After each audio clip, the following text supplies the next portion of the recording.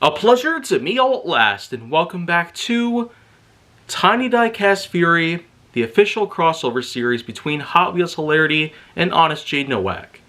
And so, it's about time that I talk a bit about a Street Breed model. One of 7 ever produced for the Street Breed team in general, but of course, as you can see, this is not the official Street Breed color scheme of the model known as Silver Bullet.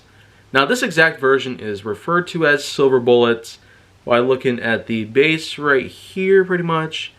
But, of course, it's important to note that this was one of, actually a few models out there that have had a bit of a confusing controversy, a very confusing controversy, that relates to its own name in general. While this one is called Silver Bullet, there have been versions that were referred to by the names of Aeroflash, and a handful of other things. So this in turn was a bit of a confusing standpoint. Is this supposed to be Silver Bullet, or is this supposed to be an Aeroflash? They couldn't necessarily fixate the name on properly to a more permanent perspective, but of course, regardless of whatever you refer to it as, Silver Bullets is still a really nice model to pick up. I especially do like the color scheme that they have on with this exact version, with the black and the yellow and white itself.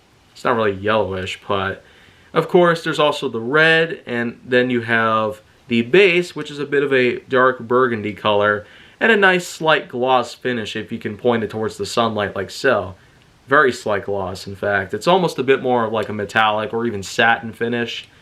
But nonetheless though, like most models that I own here, this one is in fact a really old casting, because by looking at the base again, it has a copyright date from Mattel Incorporated 1974. Now that's old. Almost 50 years ago. So the timing's pretty much perfect. Not necessarily aligned in the best possible way it could have been done. I mean, I probably could have chosen a better date to review this entire thing here on Honest J. Nowak, but I'm just doing it right now because I've already got all these other models here that I've already done reviews on their own terms. So that's just pretty much what you need to know there.